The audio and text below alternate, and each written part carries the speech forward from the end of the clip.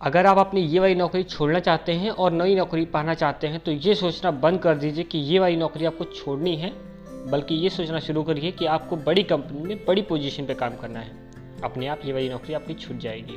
नमस्कार दोस्तों, मैं वेदांग। आज मैं आपके लिए एक छोटी सी कहानी बताने जा रहा हूँ। ये खास उन दोस्तों के लिए है जो दोस्त ये सोचते हैं कि उन्हें वे चीज़ें नहीं मिल सकती जो वो पाना चाहते हैं। एक बार की बात है, कमाल के स्वामी जी बड़े प्रसिद्ध थे। उनका जो शिष्य था, दोनों आश्रम से निकलते हैं और घूमते घूमते दूसरे शहर में पहुंच जाते हैं। कुछ काम था, पहुंचते पहुंचते रात हो गई। अब समस्या यह हो गई कि ना तो दान दक्षिणा थी, ना पैसा था और ना खाने के लिए सामान था। करे तो करे क्या। बाबा जी अपने शिष्य के साथ पे खड़े थे। शिष्य ने कहा, स्वामी जी थोड़ा सा वक्त दीजिए तो मैं थोड़ा सा घूम के आता हूँ, आसपास में पता कर लेते हैं आज कहाँ रुकना है।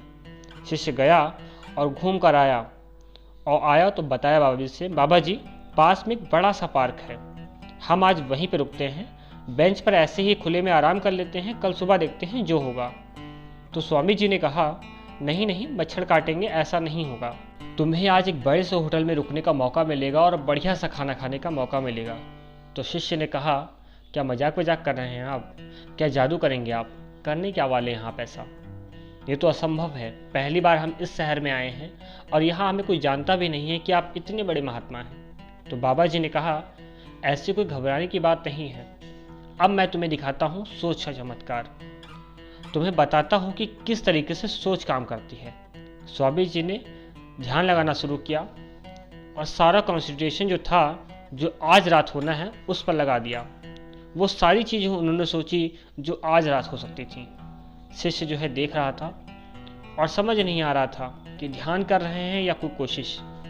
10 मिनट के बाद स्वामी जी खड़े हुए और बोले, चलो घूमते हैं शहर में। और घूमने लगे, आसपास की जगह छान मारी और आगे बढ़े।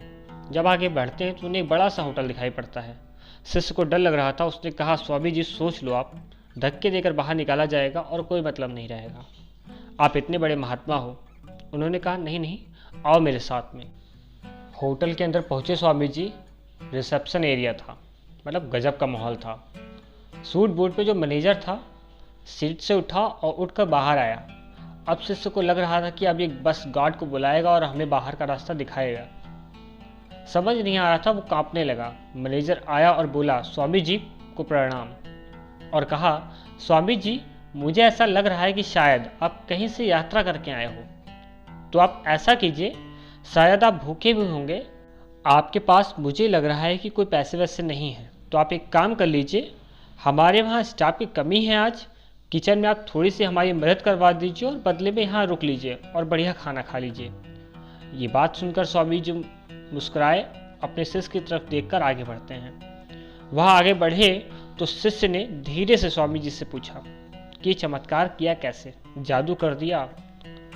तो स्वामी जी ने कहा, मैंने बोला था, ये था सोच का चमत्कार। दोस्तों, जिंदगी में कोई भी ऐसी चीज़ नहीं है जो आपको मिल नहीं सकती, बस शर्त यह है आप उसके बारे में सोचना शुरू कीजिए।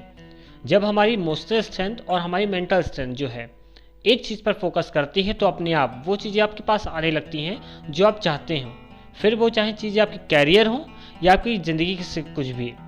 तो इसीलिए लाइफ में हमेशा अपने दिमाग में एक चीज़ के बारे में ज़रूर सोचिए और उसको विजुलाइज कीजिए। सपने देखना शुरू कीजिए, क्योंकि सपने उन्हीं के पूरे होते हैं जो सपने देखते हैं। वेदांग आपसे यही कहता है कि अच्छा सोचिए और अच्छा सुनिए, कर दिखाइए कुछ ऐसा कि दुनिया करना चाहे आपके जैसा। अगर आप कुछ अच्छा सुन रहे हैं तो आप वेदांग को सुन रहे हैं। मैं वेदांग नेक्स्ट वीक फिर से आऊँगा एक नई स्टोरी के साथ। जय हिंद।